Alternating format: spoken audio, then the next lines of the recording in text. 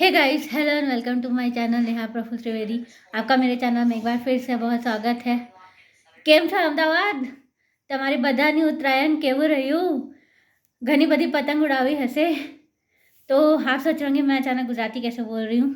तो वो इसलिए कि मैं आज जब फेसबुक स्क्रॉल कर रही थी तो मुझे पुरानी उत्तरायण की फ़ोटोज़ मिली अहमदाबाद की, जब मैं वहाँ पर थी। मतलब स्टार्टिंग में 1-2 साल ही हुआ होगा। उस साल हम अब वैसे तो पतंग उड़ानी आती नहीं थी, मैं छत पे भी नहीं जाती थी, पर जो एक एक्साइटमेंट, जो शोर सुनते थे ना, बड़ा मज़ा आता था। तो उस साल ना हम भी गए छत पर।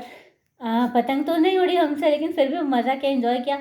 जो एक कहते हैं ना एक्साइटमेंट, जो मतलब काई पोचे का शोर, पतंग कटती तो सब इतना, मतलब वो एनवायरनमेंट, एक खुशी का माहौल बहुत अच्छा लगता था देख के। रंग बिरंगी पतंगें पूरे आसमान में उड़ रही हैं।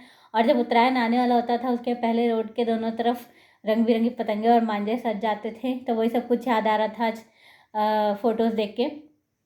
नवरात्रि और उत्तरायण वहाँ के दो मेन फेस्टिवल्स है, और जन्माष्टमी। तो उस समय बहुत धूम रहती थी, रौनक रहती थी, बड़ा मज़ा आता था। तो वही मैं याद कर रही थी, रंग बिरंगी पतंगे, सब इतना शोरगुल, और सारे लोग खाना पीना सब लेके छत पर ही चले जाते थे, चटाई बिछा के बैठते थे, पतंगे उड़ाते थे, खाते पीते रहते थे। बड़ा मज़ा आता था देख के। हमने भी उस साल बहुत एंजॉय किया था। खैर हर साल ही करते थे, पर हम उतना छत पर जाते नहीं थे, पर देख के भी मज़ा आता था, बहुत मज़ा आता था। भले हम नहीं उड़ा पाते थे पतंग, पर बहुत मज़ा आता था देख के। तो आज वही सब याद कर रही थी मैं। होप कि सबकी मकर संक्रांति बहुत अच्छी मनी होगी, सबका उत्तरायण बहुत अच्छा मना होगा, खूब एंजॉय किए होंगे अहमदाबाद में सब। तो बताइएगा ज़रूर कैसा रहा आप लोगों का उत्तरायण। और हमारा भी अच्छा ही था। इस बार तिली के लड्डू बनाए मैंने पहली बार, और जो मंदिर में पूजा वूजा करते हैं वो सब कुछ किया गए। तो जो ट्रेडिशंस होता है वो तो सब किया, मज़ा ही आया। और वही है, यादें सब ताज़ा हो गई आज फ़ोटोज़ देख के, मज़ा आया। बहुत सारी यादें ताज़ा हुई, फ्रेंड्स के साथ जो रहते थे पूरा टाइम, वो सब सब तुम कब छत में आ रही हो, तुम कब छत में आ रही हो, तो सब एक साथ इकट्ठे। कई बार तो ऐसा होता था कि अलग अलग ही जाते थे, सबका टाइम अलग अलग हो जाता था, लेकिन मज़ा आता था। जो हर्षोल्लास जो एक उन लोग का रहता है ना, देख के ही, मतलब उनको देख के ही आपको एक्साइटमेंट आ जाएगा, मज़ा आएगा देख के, ऐसा रहता था। तो मैंने सोचा चलो आज आप अपने अहमदाबादी फ्रेंड से बात करती हूँ, गुजराती लोगों से पूछती हूँ कि उनका उत्तरायण कैसा रहा। तो केम छे अहमदाबाद? मजामा? खूब मज़ा आया होगा, पतंग वतंग बहुत उड़ाई होंगी, खूब खाया पिया होगा। और गुजरात में तो भाई खाने पीने का भी बहुत वो रहता है, खूब बहुत सारी चीज़ें, अलग अलग तरह की चीज़ें खाते हैं। उत्तरायण में तो क्या कहते हैं, ऊंधियो, ऊंधियो बहुत खाया जाता है। तो वो सब ने खाया होगा, खूब मज़ा आया होगा। तो ये जिस उत्तरायण की मैं बात कर रही हूँ, तब मैं, मुझे 2 ही साल हुए थे, तब मैं श्री सदन, मतलब पहली सोसाइटी में रहती थी। वहाँ पे फ्रेंड्स सब थे मेरे, बहुत अच्छा था सब। सारे फ्रेंड्स को भी आज मैं याद कर रही थी फ़ोटोज़ देख के। तो फेस्टिवल्स का टाइम में कैसा होता है ना, और गुजरात में जब फेस्टिवल टाइम आता है ना, तो आपको अगर कुछ नहीं भी फील हो रहा है ना, तो वहाँ के लोगों का जो हर्षोल्लास है ना, जो मौज मज़ा करते देखोगे, तो आपका खुद मन में आ जाएगा कि यार चलो हम भी चलते, देखते, करते हैं। मतलब वो लोग इतने अच्छे से एंजॉय करते हैं, पूरी फैमिली मिलके एंजॉय करते हैं सब। तो वो देख के ना बहुत मज़ा आता है। ऐसा नहीं कि लेडीज़ किचन में ही रह जाएं और जेंट्स एंजॉय करें, नहीं, फुल फैमिली एंजॉय करती है सब। सब इक्वली इतना ही मज़ा करते हैं, तो देख के बहुत मज़ा आता है। खैर सब जगह का अपना अलग अलग रहता है, वो तो है ही।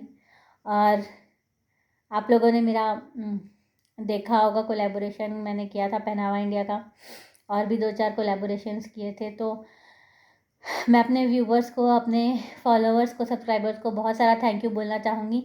और जिनके साथ मैं कोलैबोरेट करती हूँ, चाहे वो पहनावा इंडिया हो, फॉरएवर जेम, तो जितने भी इंस्टाग्राम के पेजेस हैं, सबको थैंक्स कहना चाहूँगी मेरे काम को इतना सराहने के लिए, इतना अप्रिशिएट करने के लिए, इतने प्यारे प्यारे कमेंट्स करने के लिए। और हमारे व्यूअर्स ही तो है जो इतना इनकरेज करते हैं कि हम और अच्छा काम करें, और अपने आप को, अपने आप में परफेक्शन लाए, अपने आप को मांझे।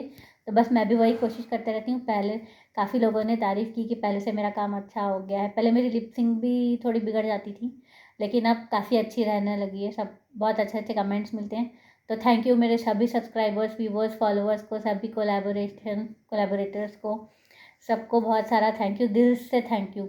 इतना प्यार देने के लिए, इतना अप्रिशिएट करने के लिए मेरे काम को। और कुछ ऐसे भी रहते हैं जो नेगेटिव बोलते हैं, तो उन पे मैं ध्यान देती ही नहीं, शुरू से ही नहीं देती।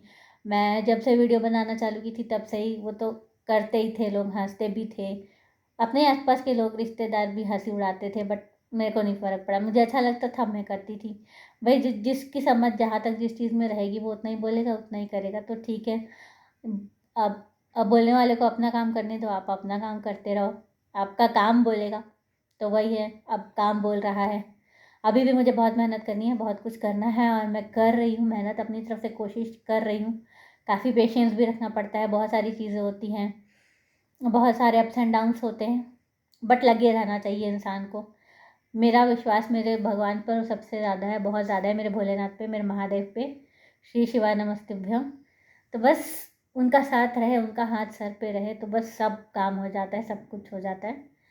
और हर तरह के लोग तो मिलते ही हैं, हर तरह का बोलने वाले, हर तरह का सोचने वाले, तो उनको अवॉइड ही, नेगेटिव चीज़ों को एकदम अवॉइड ही कर देना चाहिए। अच्छी चीज़ों को देखो, अच्छी चीज़ों को ध्यान में रख के करो, जो आपको इनकरेज करे, जो आपको मोटिवेट करे कुछ करने के लिए, बस वो सुनो, मोटिवेट हो और करते रहो बस।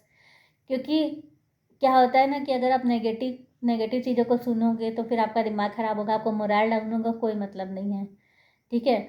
और आप किसी को कुछ बोलने जाओगे तो वो कह देगा कि भाई मेरा इंटेंशन ये था, ये नहीं था, मैं ऐसा नहीं बोलना चाहता था, मैं ये नहीं करना चाहता था। भाई आपका इंटेंशन क्या है वो तो आपके बोलने के तरीके से भी बोलने के तरीके, आपका लहजा, आपकी वर्डिंग्स से दब जाता है ना, कि अच्छा इंटेंशन भी आपका वो नहीं दिखेगा। आपको अपने वर्ड्स को इस्तेमाल करने से पहले सोचना चाहिए कि सामने वाले से हम जो बोल रहे हैं वो ठीक है कि नहीं, ये शब्द हमें बोलने चाहिए कि नहीं, क्योंकि एक शब्द के कई मीनिंग होते हैं। तो इंसान को सोच समझ के बोलना चाहिए कि उससे किसी को हर्ट ना हो जाए, किसी को बुरा ना लग जाए। पर ठीक है, कुछ लोगों का काम ही होता है बोलना, बस बिना सोचे समझे कुछ भी कह देना, तो कहने दो। आप अपने काम में व्यस्त रहो, अपना करते रहो, आपका काम एक दिन बोलेगा और बोलने वालों के मुंह अपने आप बंद हो जाएंगे। और कुछ लोगों के नहीं होते, क्योंकि वो उनका काम ही होता है, उसके बिना उनके पेट का खाना नहीं पचता, तो बोलने दो। तो बस मैं तो इसी के साथ जीती हूँ। हाँ, कभी कभी मुझे भी बहुत तेज़ गुस्सा आता है, बुरा लगता है, तो भाई अब इंसान है तो ऑब्वियस है, आपके अंदर इमोशंस होंगे, सेंटिमेंट्स होंगे, फीलिंग्स होंगी, तो हो जाता है, आता है। तो इसीलिए हम तो यही कोशिश करते हैं भाई, सोच समझ के ही बात करें।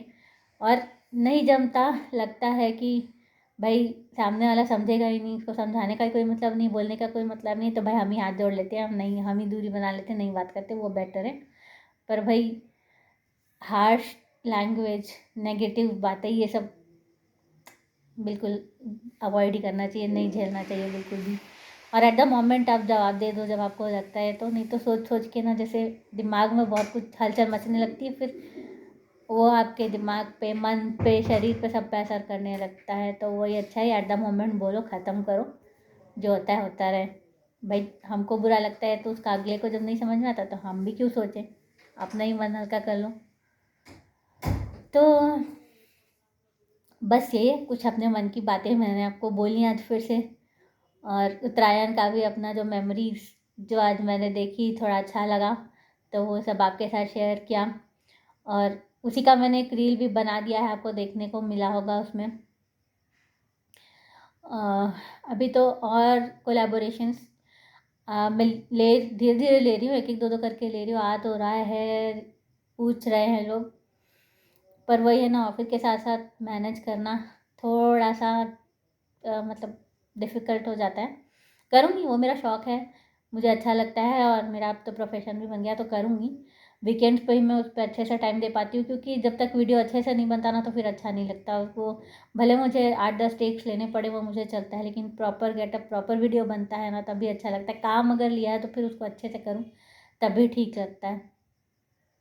तो इसीलिए थोड़े ही ले रही हूँ, वही ठीक है, जितना आप कर पाओ उतना ही लो, नहीं तो परफेक्शन के साथ अपना काम करो, क्योंकि सामने वाले को भी तो आपसे उम्मीदें रहती है ना। अगर आप अच्छे से काम करके नहीं दोगे तो फिर उनको भी अ, आपको काम आगे से काम देने में मज़ा नहीं आएगा, वो नहीं देंगे, है कि नहीं। आपके साथ काम करने में उनको मज़ा नहीं आएगा, परफेक्शन ही रहेगी तो। और फिर मैं देखती हूँ ना, जब मुझे मेरे काम में परफेक्शन इतनी नहीं आती ना, तो मुझे खुद ही नहीं अच्छा लगता। ऐसा लगता है यार फिर से इसको करो, फिर से अच्छे से ही करके दो, अगर करना है तो, नहीं तो मत करो, या तो एकदम ही नहीं करूँगी या तो परफेक्शन के साथ करूँगी, ऐसा होता है। और बाकी तो सब एज़ यूजुअल चल रहा है। बस आप लोग का प्यार है, आप लोग की ब्लेसिंग्स है, सब अच्छा ही होगा, हो रहा है और होगा ही, मुझे पता है। बस अपना ऐसा ही प्यार बनाए रखिएगा, ब्लेसिंग्स बनाए रखिएगा। और भोलेनाथ तो सदा है ही मेरे साथ, मुझे फ़ील होता है कि वो है मेरे साथ। हाँ, मैं उतनी ज़्यादा पूजा पाठ नहीं करती, डेली वाला वो उतना नहीं हो पाता, पर जितना होता है मैं मन से करती हूँ, पूरे मन से करती हूँ। और मैं जो भी काम करती हूँ ना, मैं पूरे मन से करती हूँ। मेरे से ना तो दिखावे के रिश्ते बनते, ना तो दिखावे का कोई काम हो पाता है। जो कर पाती हूँ वो पूरे मन से करती हूँ, नहीं तो नहीं करती। और आप में से कितने लोग कुंभ महाकुंभ जा रहे हैं, ज़रूर बताइएगा। अभी तो जहाँ देखो जहाँ सुनो बस उसी की बातें हो रही है, सब वहाँ जाने का ही ट्राई कर रहे हैं, क्योंकि 144 साल बाद आया है, तो सबको ये लग रहा है कि भाई आस्था की डुबकी लगा ही लो। फिर पता नहीं कौन इतना लंबा कौन जिएगा नहीं जिएगा, कौन जानता है। तब अब मुझे भी यही लगता है, जब जो मौका मिल रहा है ना, उसका फ़ायदा उठा ही लेना चाहिए, कर लेना चाहिए वो चीज़। और जब चीज़ें भगवान से और तीर्थ से जुड़ी हो ना, तो अगर आपको जाने का मौका मिल रहा है तो ज़रूर तुरंत जाएँ, टालें नहीं उसको किसी भी वजह से। देखो प्रॉब्लम्स तो आती ही रहेंगी, ज़िंदगी है, कुछ ना कुछ तो चलता ही रहेगा। लेकिन ना, अगर आप वाक़ई में चाहते हो, आपको जाना है, अगर आपका है कि कोई चीज़ को करना है, तो बस फिर कर ही डालो उसको, कल पे मत टालो, क्योंकि कल किसने देखा है, क्या पता कितनी लंबी ज़िंदगी है, नहीं है। आजकल तो ना उम्र का है ना तो कुछ है, आजकल कभी भी किसी को कोई बीमारी हो जा रही है, कभी कुछ हो जा रहा है, और नहीं तो हार्ट अटैक हो जा रहा है कम कम उम्र के लोगों को।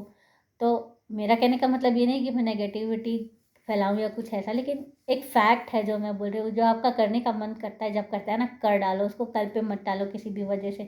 क्योंकि ना तो ये समय लौट के आएगा, ना ये उम्र लौट के आएगी, ना आप आपका वो साल लौट के आएगा। वो सब टाइम के साथ सब आगे ही बढ़ता जाता है, पीछे कभी लौट के नहीं आता। तो जो जिस समय कर सक रहे हो कर ही डालो। और मैं तो ये आशा करूँगी सबकी इच्छाएं पूरी हो, सब खुश रहें, मस्त रहें। हर हर महादेव, श्री शिवाय नमस्तुभ्यम। और इन्हीं शब्दों के साथ मैं ये व्लॉग एंड करती हूँ। मिलते हैं अपने नेक्स्ट व्लॉग में। और आपको अगर मेरी बातें अच्छी लगे, मेरा व्लॉग अच्छा लगे, तो आपको क्या करना है आपको पता है, सब्सक्राइब शेयर एंड लाइक। मेरे वीडियो को खूब शेयर करें, खूब लाइक करें और खूब सब्सक्राइब करें, ताकि मैं और आगे बढ़ूँ और मैं भी अपनी मंजिल की तरफ पहुँच सकूँ। और ये तभी होगा जब आप लोग का प्यार मिलता रहेगा, और आप लोग वैसे भी बहुत प्यार देते हो। Thank you so much, love you all.